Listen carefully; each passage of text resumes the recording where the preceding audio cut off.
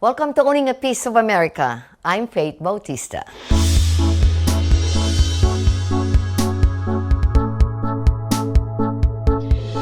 Hello, ladies. Thank you so much for taking this interview. This is a perfect timing on how we can help anti-Asian hate. How do we really understand why there's so much hatred, and also the effect of COVID on mental illness, because that's such a complex an issue people don't want to talk about, especially in our community. Let's talk about your coalition first. When did you start this? What is the mission of your organization?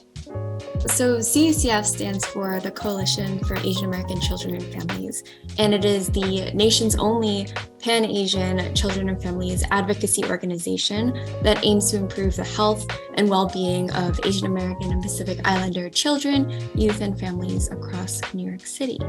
With your observation and what you're hearing, were there a lot of changes, especially on the mental health? Mental health is something that is so important. It's so intersectional with so many different health issues. And I think for us, we really wanted to make sure that we were hearing the community as to what were their concerns, how do they want mental health care to look like. I think a lot of times when we talk about mental health in the APIC community, we center stigma. And while stigma is something definitely to consider, I think that when we just center stigma, we are not talking about how our system, our mental health system, just the systems of the US don't really cater to the needs of the API community. So what we wanted to really focus on is the different ways that our system has failed us and needs to improve to actually better just connect with what the API population needs for healing. Medha, you're telling me that there's really no data, there was really no research on the mental health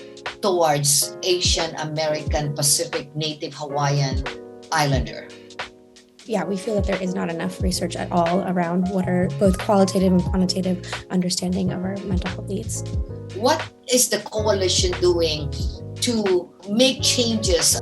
What should we do more? CACF is really proud to be in coalition with I believe actually now over 70 members and partners. So we work really closely with a lot of different organizations that are really in the community and represents our diverse API community. So for us, a lot of, I think with this brief is for us a launch to how to actually implement different types of care that better, again, connect with what the community would like to see and how they are understanding mental health. Talk therapy, individual therapy, also medication, things like that. The things that I think are so important. But what we also saw with our convenings, there's also a need to uplift holistic care. So thinking about ways that our community for centuries have already been taking care of the mental health may not be using the same terminology as we see in the Western, just the way that the biomedical kind of terminology. But when we're thinking about things like acupuncture, Reiki, meditation, these are also important types of mental health care that really incorporate the mind and body in ways that I think I can say that our community really understands our overall well-being. And what we're really trying to do now is ensure that we're uplifting the types of holistic care that's already found in the community, but also making sure that this can be sustainable.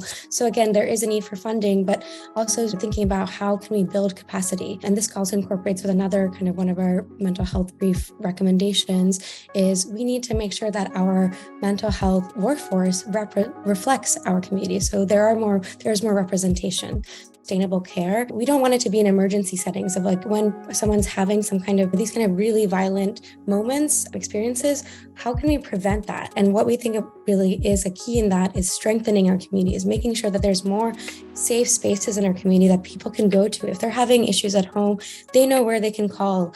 They know a place to go to where they'll be able to get the resources they need, find community, be able to talk in a safe way about what they're experiencing. What are the recommendations that your coalition is doing and among all the nonprofit organizations, knowing that they know the community, they know their people?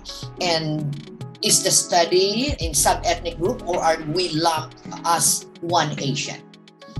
So I think one thing that is important to pull out from what you said is a lot of our work is also focused on highlighting the diversity of the API community, right? And pushing back against the stereotypes of us being a monolith. We're not a monolith, and we have different needs. And so we talk about advocating for things together. We acknowledge the ways in which we are working in coalition and building bridges with each other. And I think that really plays into some of the healing-centered youth work that we are doing. The Healing-Centered Youth Workshop Series is a workshop series for PI high school and early college age youth that was developed in partnership with 8 of our youth serving AI community-based partners. And so what we aim to focus on in this workshop series is not only giving youth the opportunity to explore the nuances and complexity of PI identity, right? But also creating a space for youth to strengthen their connections with others. And so we have a framework for talking about racial healing and racial literacy, right? Which is, we define this as a way of a practice and a way of seeing yourself in the world that includes developing a healthy sense of who you are, along with the ability to see yourself as part of your family and the communities that you're a part of. It includes grappling with how your community is similar to and different from other communities of color. It includes feeling a shared sense of connection, responsibility, and care for other communities' well-being, and also cultivating the language, knowledge, and skills to talk about race and racism, along with the ability to challenge racial injustice. Don't go away, we'll be right back.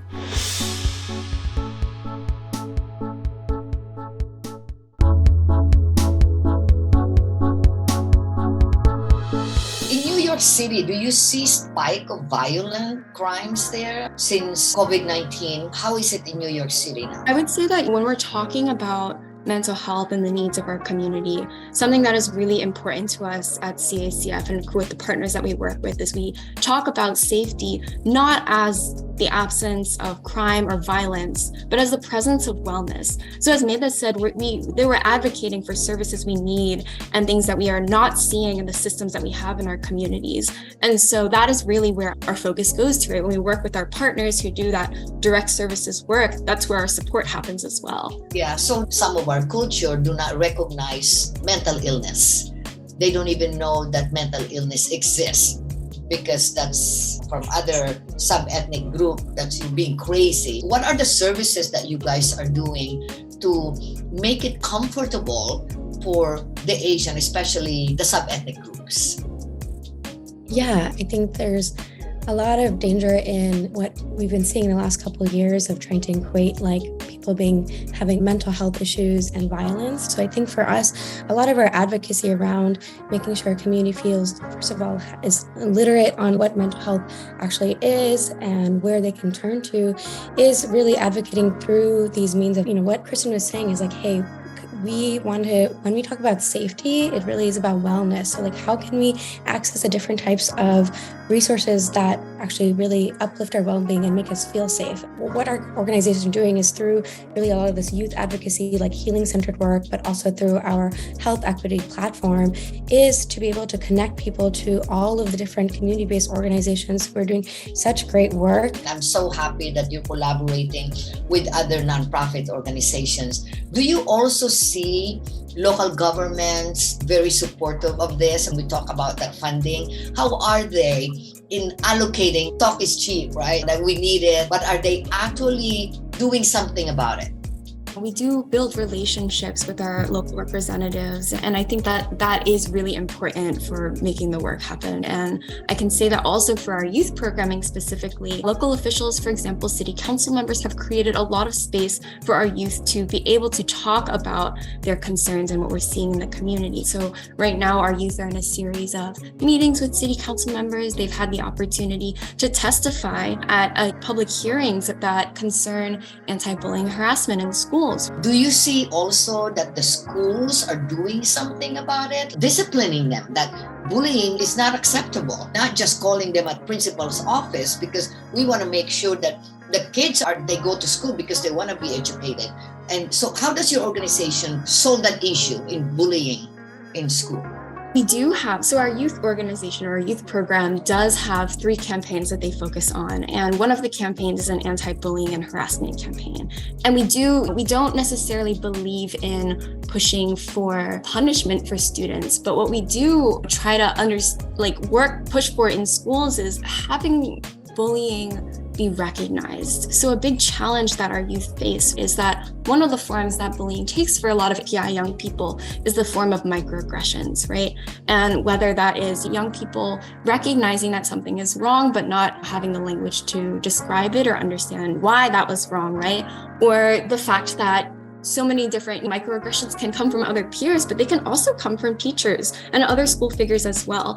And our youth really push for microaggressions, to be recognized as a form of bullying and harassment, and also for schools to have systems in place where students can report bullying and having it recognized as such, understanding where that comes from. And also really integral to our anti-bullying and harassment campaign is the idea that we want our youth to feel not only welcome in school environments, but also included. And that's what we mean a lot of the time when we're talking about that. Yeah, no, this is really cool. The two millennials talking about this and doing something about it. You guys understand more. You saw it from your parents. You can understand how the millennials, the Gen X are going through finding their identities. And for the CACF, I think your organization is doing wonderful things and more collaboration.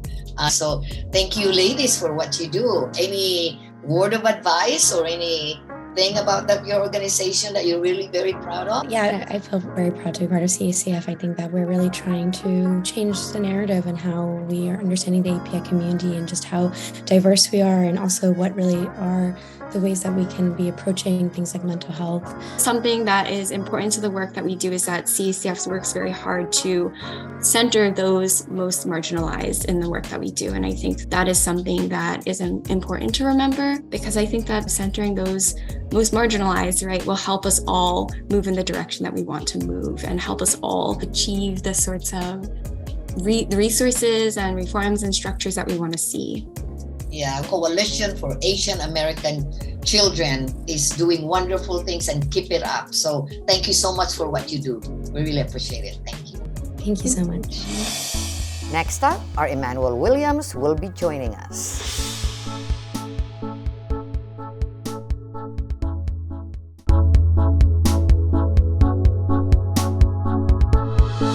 Rachel Ashtamkar is the creative director and founder of RaniRaji Productions, a full-service South Asian wedding planning company that's inspired by the magic of Bollywood film and dance. Couples experience a memorable one-of-a-kind experience filled with event planning, decor, wedding entertainment, and tons of joy. Rachel, being of mixed diverse background, is always exceptionally passionate about fusion weddings and the joys they bring as cultures mesh and grow into amazing stories. I got the chance to meet up with Rachel to learn more about her heritage, what inspired her company, and how Bollywood has influenced the culture. How did RaniRaji Productions come about? Like, what were you doing just out of the blue that came with the idea of like, I want to put together a Bollywood-themed event and weddings for couples? I had a birthday a number of years ago that was a special birthday, and I wanted to celebrate it in a special way. So I told my friends a year in advance, and my family, that they needed to get ready to get on a plane and be here, that I was going to do a Bollywood extravaganza to celebrate my birthday. And I did. It was really, really fun, filled with dance and energy and color and motion, all of the things that I love about Bollywood and about my Indian heritage. And no matter what walk of life people were from at that party, they had a phenomenal time. Everybody was out on the dance floor, everybody was learning something new, and everybody was celebrating. And I knew that I wanted to bring that experience to more people. That sounds fun. That sounds amazing. That ain't your typical birthday party at all. Give us some insight of traditional music and dances and art forms that inspired RaniRaji Productions. Two main forms of Indian classical dance that really inspire me. One is Kathak, and the other is Bharatnatyam. And they're very different dance forms, but they're both about storytelling. Storytelling through facial expressions, through your movement of your body, and through the motions of your hands, which are called mudras. And then the second kind is Bhangra from Punjab. And Bhangra dance is big, energetic. It's, I like to call it the hip hop of India. Okay. Yeah, it's out there and it's just full on. We combine those dance forms. So sometimes we're doing really classical work, but we're doing it to modern music, which is really fun for me. And Bollywood film in its essence, and the music that comes out of Bollywood film, is based on those dance forms, integrated with modern dance and with dance influences from all over the world. That is awesome. Like, I just see this fusion. I'm looking like that's gonna be just amazing. Your heritage, I wanna dive into that, your cultural background. Yeah. Being Desi mixed, that's something that me and you have in common. That's right. Because I'm Mississippi Masala over here.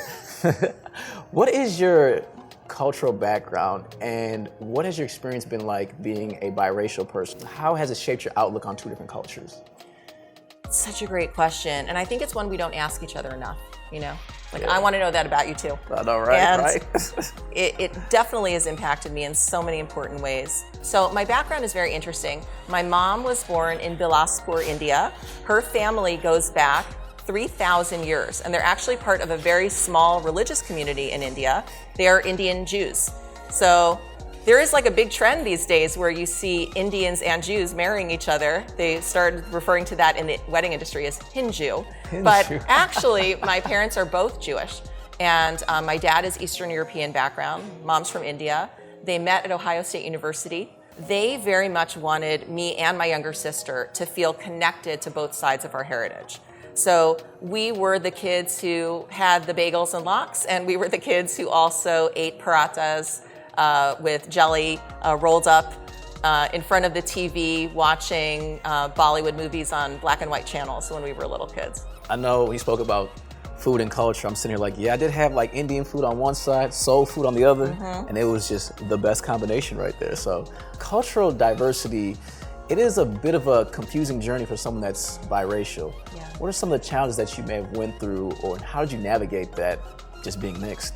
So I went to a school that was almost entirely white, and to them, I wasn't white at all.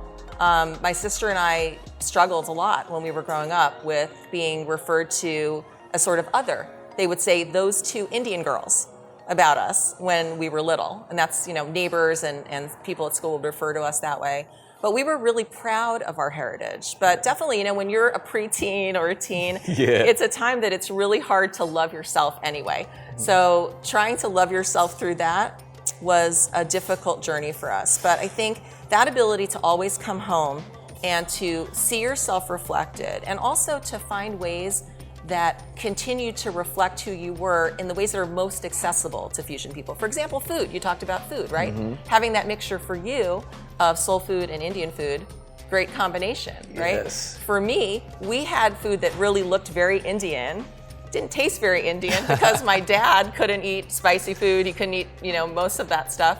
But every day we came home and there was something Indian about what we were doing in our lives. It was the food, it was the music that was playing in the background. But I will say, to this day, I do find myself having to explain my Indianness and defend my Indianness to people. And it's such a big part of my life that I actually made it my livelihood. Coming up, we'll talk to Rachel about Indian seasonings and the influence of Bollywood.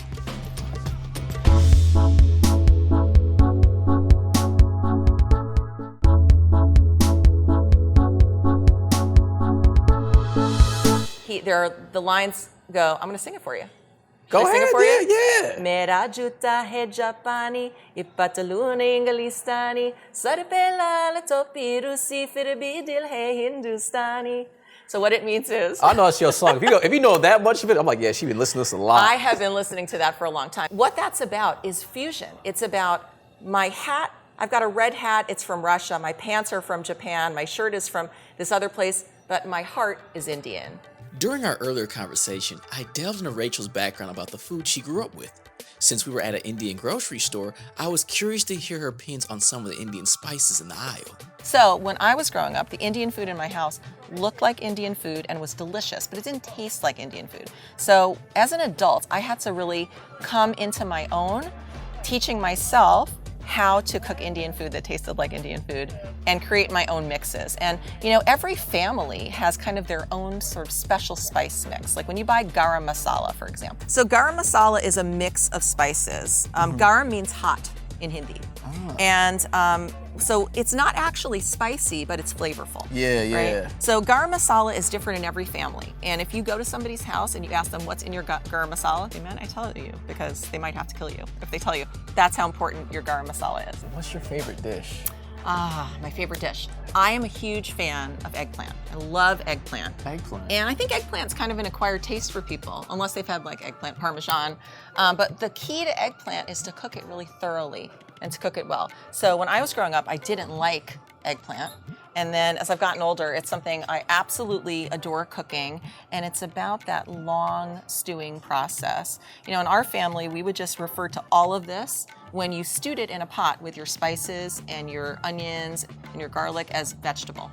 It was just vegetable, and that's what we called it. So eggplant was not something I loved as a kid, but now it's something I love to cook. And beautifully spiced, pureed style Indian eggplant with a few little chunks in it is one of my favorite things in the world. And bread's so important, you know. Bread is so many important. kinds of bread. Again, like there's such a diversity in India. In northern India, you would be finding things like naan, and then central and western India, you would have parathas and chapatis, and then as you go further south, dosa. I know about dosa, yeah. Yeah. My grandma make dosa and then chapati, but every time I go to like an Indian restaurant, they always gave me naan. I'm like, where's the chapati at? And I found out. Because you went to North Indian That's what I restaurant. found out, like Yeah. North India, South, Central, so I was like, oh. It's interesting how foods and cultures tend to be slightly different from region to region. Chapatis, naan, dosa, the diverse breads that both Rachel and I relished growing up. Additionally, we had another thing in common, our joy of Bollywood films. Bollywood is favorite. huge. is huge. It's everywhere to the point where it's like I'm seeing it in the red box, I'm on streaming platforms, even movie theaters. Why is it blowing up so much? Well, you got to go back a little bit in Bollywood for me to tell you why it's such a big deal right now. And I know that you know that South Asians are having a moment in America. They are, right? they are. So there's a lot happening. Again, we're the second largest Asian origin community in America. Bollywood is such a great entry point for people into the culture. Bollywood is where the culture comes to life. It's not about what your religion is, what your family background is. It's about storytelling. So I think what happens is there's so much joy and emotion of all kinds, sadness, whatever it is. The emotions are really heightened in this style that we call Bollywood, although Bollywood is many things. And there's like sort of a sub-style that people associate with when you say Bollywood movie, what most people think of is song and dance in the midst of something really big, something serious or, conversation happening. Oh, how'd they break into song or dance, right? Yeah, it's like I was watching an action movie. They're like in the middle of a war, a girl pop on the screen, guns get put down, they start dancing, breaking it. I'm looking like I got thrown off. I feel I was focused and intense. Now I'm happy. So it threw me off. So right, you had all the feelings. And that's really what it's about. The goal is not to tell one story. The goal is to bring in all the flavors into a story. And it's something that Bollywood does that I think nobody else can do. Rachel, it's been a pleasure. Thank you so much. I was so excited. Thanks so much, Manny. Until next time, I'm Faith Bautista. Take your peace.